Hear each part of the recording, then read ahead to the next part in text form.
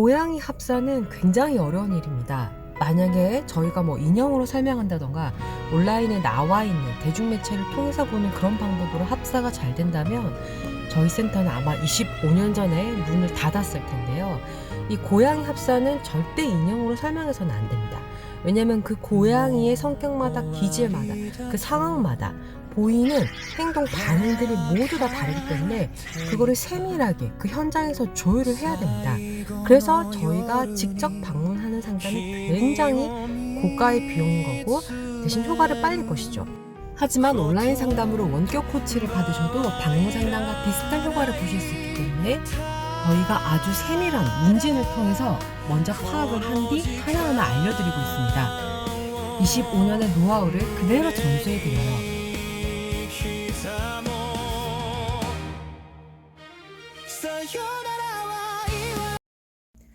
동물행동학 박사가 쓰는 고양이 행동교정 도구 12가지를 소개해드립니다.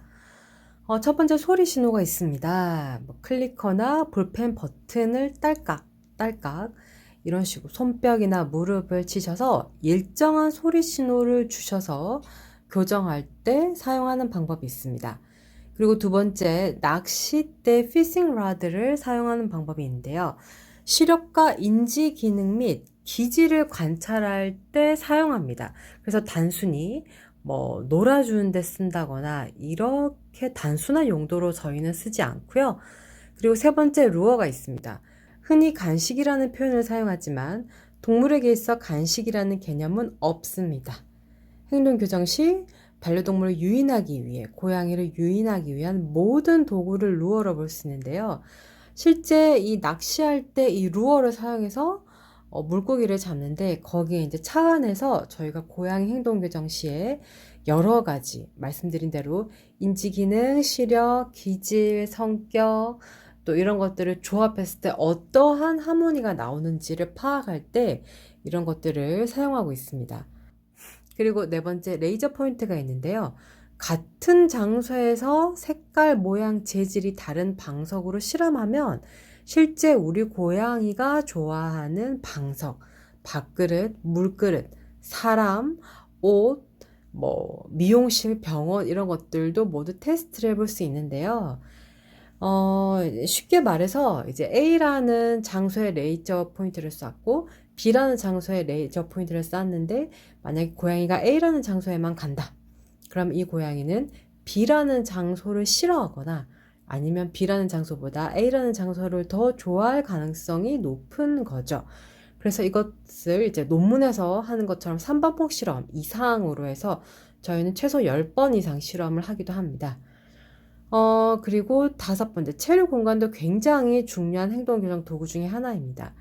사실 여기 나와 있는 12번 12가지 방법들은 이 한 가지만 가지고 1시간에서 2시간 정도 강의가 가능할 정도로 굉장히 이제 베리에이션이 높은데 이제 이 영상을 보시는 분들은 고양이 행동 상담사 1급 자격증 수강생분들이 아니시기 때문에 최대한 간략하게 설명을 드립니다.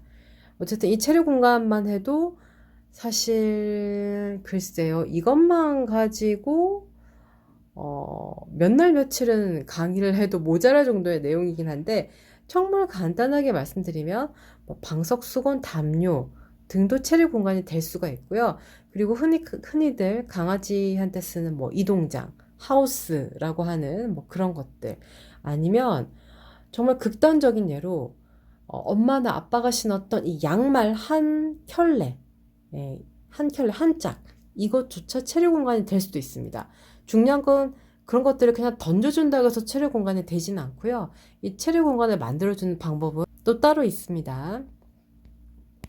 여섯 번째, 소음 측정기가 있고요. 일곱 번째, 조도 측정기가 있습니다.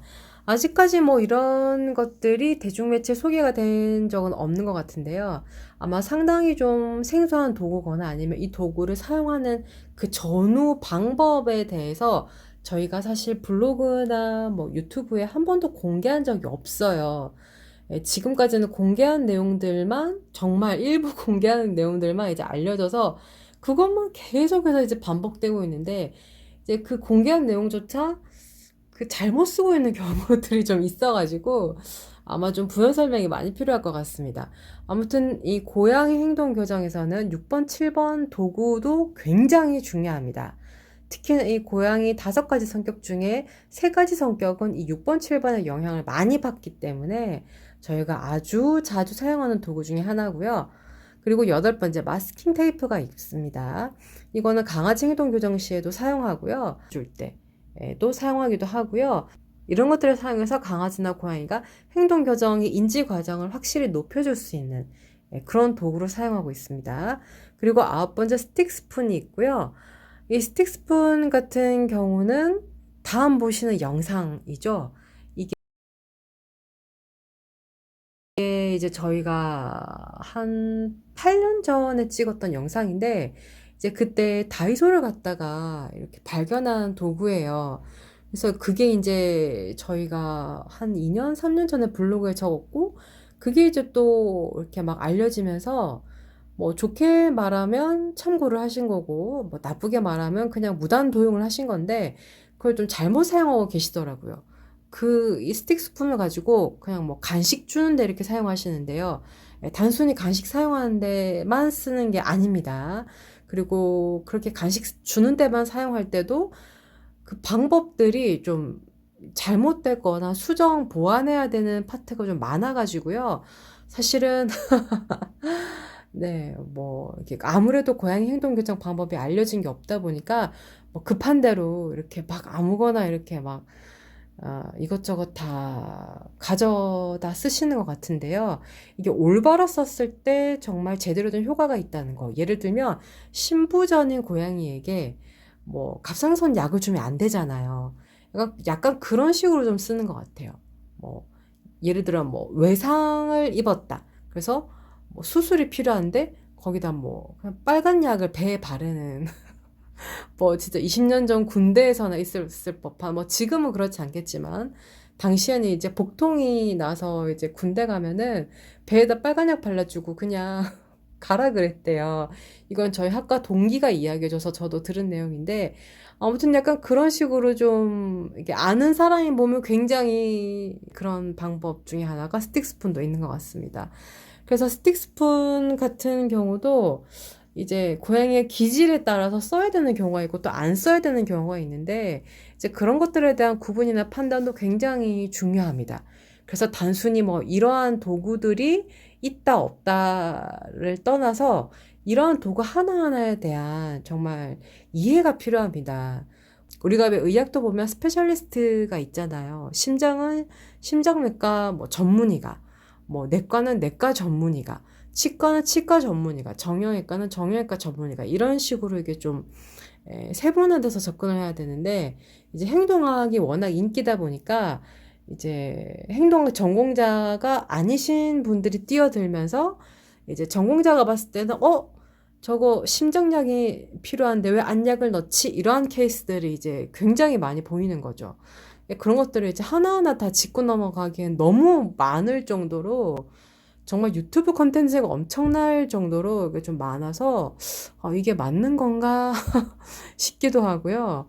너무 이렇게 막 진짜 아닌 말들이 많이 도니까 이제 그 외눈박이 세상에서는 눈 2개 있는 사람이 비정상인 것처럼 오히려 전공자가 하는 이야기를 좀 더 생소하게 들으시는 보호자분들이 많은 것 같아서 이제 저도 유튜브를 시작을 했고요. 어쨌든 여러 가지 방법들을 참고하시는 건 좋습니다. 다만 그걸 적용했을 때 효과가 없다면 에, 이 심장은 심장내과 전문의에게, 행동학은 행동학 전공자에게 가셔서 좀 올바른 상담을 받으시는 걸 추천을 드리고요. 다만 이제 만약에 동물이 아프면 행동학 전공자에게 물어보시면 안 돼요. 아플 때는 수의학 전공자에게 가셔야 됩니다. 그래서 질병은 수의사에게, 행동은 행동학 전문가에게, 전공자에게, 박사급 전공자에게 물어보시는 게 가장 빠르고 쉬운 방법임을 다시 한번 알려드리고요. 그리고 이제 저희가 몇 년 전에 이런 것들을 항상 유튜브나 블로그에 공개하면 그 이후에 이제 여러 매체들을 통해서 이렇게 따라 하시는 분들이 많으신데요. 저희가 일일이 이 교육의 목적이나 메커니즘에 대해서 다 설명을 안 하다 보니까 보여지는 것만 가지고 저희가 이렇게 간식을 가지고 고양이 안자 교육을 시키신다고 판단을 하셨나 봐요. 아닙니다. 저희는 이걸 가지고 고양이 안자 교육을 시키는 게 아니라 고양이와 보호자분 간의 공경 문제를 상쇄시키고 교감을 하는 방법에 대해서 알려드리고 있는 거거든요. 그런데 이제 그런 것들을 잘 모르시다 보니까 이제 뭐 겉으로 보여지는 고양이 뭐 리드 줄하기, 뭐 목줄 잡기, 간식 줘서 앉아 시키기, 이제 이렇게 잘못 알고 계십니다. 일단 오늘은 고양이 행동 교정 도구 12가지 중에 9가지 정도만 소개를 해 드렸고요. 또 나머지는 고양이 행동학 강의를 통해서 또 차차 알게 되시는 날이 있지 않을까 싶습니다. 참고로 저희가 이제 책에 쓴 게 12가지 방법이 있고요. 사실 책에 쓰지 않은 정말 치트키인 방법이 또 3개가 더 있습니다. 예, 그래서 이 사람의 마음도 이게 뭐 알기가 참 어려운데 말 통하지 않는 이 고양이, 강아지의 마음을 알아준다는 건 참 쉬운 일이 아닌 것 같아요. 특히나 그 마음을 알아주고 또 교정까지, 교육까지 시켜야 되는 거는 정말 고도로 숙련된 전문가 분들이 아니면 참 이게 성공하기 어려운 분야이지 않나 싶습니다. 오늘 하루도 우리 고양이 친구들과 행복한 하루 보내셨길 바라고요. 또 남은 시간들도 건강하고 행복하게 보내시길 바랍니다.